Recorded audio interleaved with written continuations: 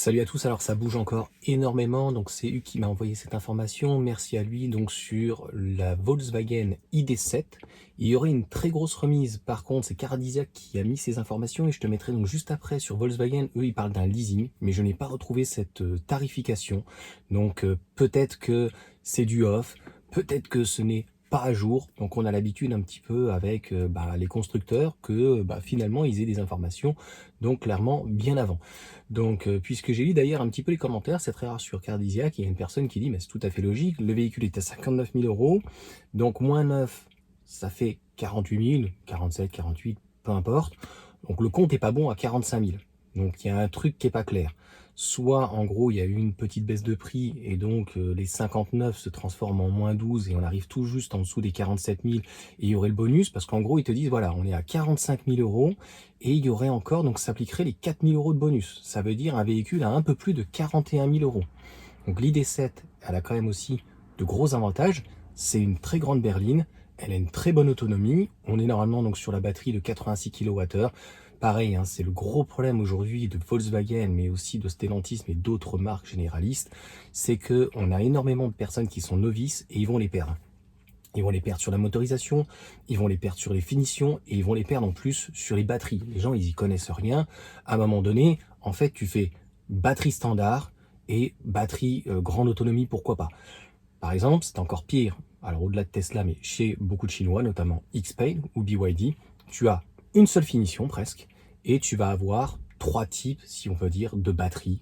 Donc une batterie un peu plus low cost standard LFP, une NMC donc grande autonomie, et puis une version donc avec un moteur pour le coup très performant. C'est beau le diesel quand même. Ça fait rêver. Donc, ouais, il y en a qui me disent, ça fait plus trop de bruit, ça claque plus et tout machin. Bah écoute, même les derniers diesel, voilà, c'est bruyant quoi. Donc, ID7, si franchement quelqu'un la touche à 41 000, c'est le prix en termes de rapport, hein, d'une Model 3. C'est le prix pour une européenne ou française actuellement. T'as pas grand chose à ce prix-là. Donc pareil, j'avais parlé de l'offre, je sais pas si je serai obligé de la remettre parce qu'en 2 minutes ça risque d'être assez court, mais de l'ID3 qui pareil démarre à 28 000 et ils font 2-3 offres, on y comprend, je trouve plus rien. D'un côté tu as la pure qui est déchirée en termes de finition, hein, donc c'est du classique, 170 chevaux, 52 kWh, mais ils font aussi une très belle offre sur une Pro Max, donc non. Je pense qu'au niveau des finitions, il devrait revoir un petit peu et étaler, je pense, les choses beaucoup plus précises. Les gens, voilà, c'est ça, à mon avis, aujourd'hui, le réel problème. En tout cas, sur cette ID7, ça n'a jamais été le problème de l'autonomie, que le véhicule soit mal fait ou qu'on est vraiment sur un très très beau véhicule. Le problème, on l'a bien vu, c'est qu'en Chine, et elle est fabriquée aussi donc en Chine, elle est à un prix, somme toute, on va dire, classique. Par contre, en France, en Europe, elle est donc fabriquée normalement en Allemagne et se fait clairement déchirer. Et d'ailleurs, dans les commentaires, moi aussi, je pense à la même chose. Je me dis, mais comment Volkswagen, mais il y a eu plein d'autres marques qui ont fait ça. Tesla l'a fait, 10 000 euros de moins hein, sur la Model 3. Il y a eu aussi Ford avec le Ford Mach-E, il y a eu le BZ4X. Donc là, en gros, il te baisse pratiquement de au moins 15 000 euros. 14-15 000 euros, pratiquement 20 000 euros, comme ça. Voilà. Donc, je trouve que, encore une fois, ça aussi, ce n'est pas respectueux, je trouve que c'est pas sérieux. Et le peu de ventes, je crois qu'il y en a eu 7. Je ne sais pas, après c'était peut-être des immatriculations ou des remises.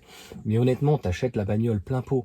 Même pour les gens qui adorent Toyota et qui se disent, bon, on va arrêter l'hybride ou l'hybride rechargeable, on va passer une électrique, on reste chez Toyota, on prend le BZ4X.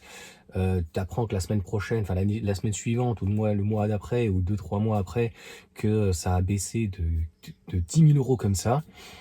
Et en plus, ils font de l'argent. C'est ça qui est un truc de fou. Donc autant en profiter, profitons que le bonus encore existe ou quoi que ce soit. Et quand on regarde en termes de concurrence, à 60 000 euros, c'était invendable puisqu'il n'y avait pas de bonus. Et on va dire entre 40 et 45 000, ça dépend de chaque pays, même un peu moins cher, tu as une BYD Seal. Bon, là, tu auras l'avantage peut-être, pour certains qui sont sceptiques encore avec les chinoises, de rester donc chez un constructeur généraliste allemand, mais je pense que, comme la mayonnaise ne prend plus, ça sera compliqué. On reparlera aussi, donc j'ai quelques personnes pour le coup qui m'ont envoyé donc sur le scénic, j'ai pas mal aussi d'autres activités. Ça bouge en tout cas énormément. Ça va être passionnant pour la fin de l'année et surtout pour l'année 2005. Voilà en tout cas pour ces petites informations assez rapides. S'il y a quelqu'un qui a réussi à avoir un vendeur de chez Volkswagen ou qui a réussi à avoir donc ces informations, qu'il les mette, il n'y a pas de problème dans ces cas-là. Je les plaindrai. Sur ce, ciao à tous.